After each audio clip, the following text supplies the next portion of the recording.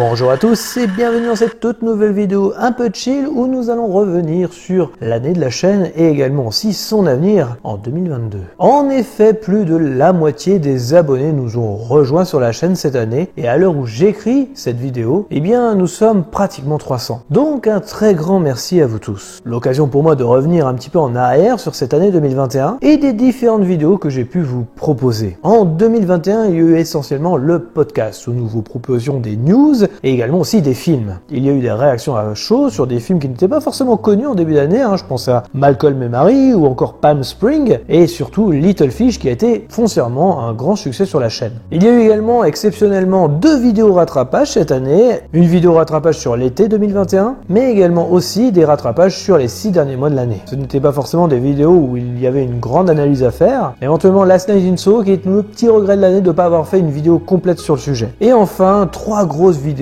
sont sorties cette année. On commence avec vers l'aseptisation au cinéma, qui malgré la participation de 2 grands youtubeurs n'a pas eu de réel succès sur la chaîne. Cependant, rassurez-vous, j'en suis très fier et je pense même continuer ce format peut-être en 2022. L'autre vidéo, il s'agit de pourquoi les Éternels ne fonctionnent pas au sein du MCU. Cette vidéo pour moi est un succès et je vous remercie pour vos retours. L'idée même, vous l'avez compris, ce n'est pas de défoncer le film, mais bien de démontrer avec quelques arguments tout de même pourquoi ce film ne fonctionne pas dans son propre univers. Et enfin la dernière grosse vidéo, il s'agit d'une réaction à chaud, celle de Ghostbusters Afterlife. Ça a été un peu long à sortir, un petit casse-tête aussi à réaliser, mais en tout cas je suis très content, j'ai pu m'incruster dans le décor de 1984. Pour moi, je me suis vraiment amusé à faire cette vidéo, j'en suis très content. Bref, un grand merci à vous tous. Pour ce qui est des vidéos à succès sur la chaîne, plusieurs d'entre elles se démarquent. Il y a un épisode de podcast de la première saison, l'épisode 20 pour rien vous cacher, qui a fait à peu près plus de 2000 vues, et je dois avouer que je ne l'explique pas vraiment. Peut-être la miniature qui était assez aguicheuse, où on parlait du Seigneur des Anneaux et également aussi de Jurassic World 3. Conjuring 3 aussi, qui a fait à peu près plus de 1700 vues, sur l'épisode peut-être le moins bon de la série. Little Fish, j'en ai parlé tout à l'heure de Chad Artigan, qui a fait à peu près 1300 vues sur un film dont personne n'a entendu parler malheureusement, qui est pour moi un coup de cœur de 2021. Notre podcast sur la Snyder Cut, j'en suis assez fier parce que c'est vrai que la plupart des vidéastes justement faisaient des vidéos dessus, des réactions à chaud notamment, et le fait de vous proposer un podcast entier sur le film, au moins on se démarquait par rapport à la concurrence et c'était très appréciable, surtout vos retours. La vidéo de James Bond, Mourir peut attendre, 913 vues à peu près,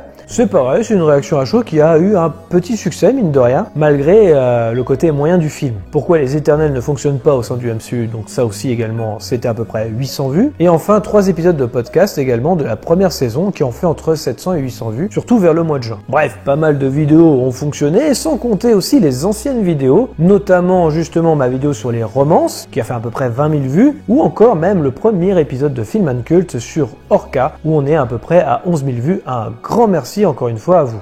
Pour ce qui est l'avenir de la chaîne, je vais revenir sur les podcasts, car en effet, nous sommes actuellement en plein milieu de la saison 2, et malheureusement, le rythme qu'on a pu emprunter dès le début de l'année scolaire, malheureusement, ça peut plus tenir. Dans le sens où je promets un podcast à peu près une fois par semaine, tous les mercredis à 20h30. Mais malheureusement, entre nos boulots respectifs, c'est-à-dire à l'équipe et à moi, la disponibilité des personnes, ou encore même de s'organiser, malheureusement, c'est quelque chose qu'on ne peut plus tenir. Sans compter la chaîne secondaire Soyons bons joueurs avec Erwan et Nixo, sur laquelle je participe, où c'est de plus en plus compliqué justement de joindre les agendas. Pour la chaîne secondaire, bien évidemment, le podcast consacré aux jeux vidéo Soyons bons joueurs continuera une fois par mois, mensuellement, à tenir ses engagements. Par contre, pour ce qui est la chaîne de Movies 365, le podcast, ce sera malheureusement plus que 2 podcasts par mois. Je m'explique. Tous les 15 jours, on se retrouvera le mercredi à 20h30, un podcast sur les news, donc ça s'appellera Les News Sinon Rien. Voilà, rien de très original pour la chaîne, puisque avant on se consacrait à 3 news sinon rien. Et ici, on va avoir toute l'actualité du cinéma sur le mois, tout simplement en un podcast. Et enfin, 15 jours plus tard, nous parlerons d'un film que vous aurez choisi sur Twitter, puisqu'on fera un sondage Twitter sur le film que vous voulez qu'on aborde le sujet. Vous connaîtrez le résultat avant même la diffusion du podcast. Donc 2 podcasts par mois, ce sera maintenant le nouveau rythme sur la chaîne Movies 365. J'ai de plus en plus de mal aussi avec les critiques à chaud, même si je me suis éclaté sur celle de Ghostbusters. Oui, j'ai pris mon temps et j'ai été un petit peu plus loin dans la démarche par rapport à mes collègues par exemple, et je dois avouer, j'en suis très fier. Du coup, je veux me consacrer sur les réactions à chaud sur des films un petit peu moins connus du grand public, ou alors qui méritent un peu plus d'attention, et donc ce sera des réactions peut-être un peu plus à froid. Je vais prendre l'exemple de Little Fish cette année, où justement personne ne parlait de ce film, alors que pourtant c'était un de mes grands coups de cœur de 2021. Là où j'ai eu un électrochoc, c'est lors de la sortie de Spider-Man No Way Home. Je vais m'expliquer. La plupart des youtubeurs justement balançaient déjà leurs vidéos le mercredi de la sortie, mais en regardant, tout le monde est en extase devant le film. Et quelques jours après, certains d'entre eux ont sorti une vidéo pour dire finalement c'était pas si top que ça. Attention, je ne critique pas les youtubeurs qui l'ont fait, puisque c'était la plupart des réactions, même des spectateurs.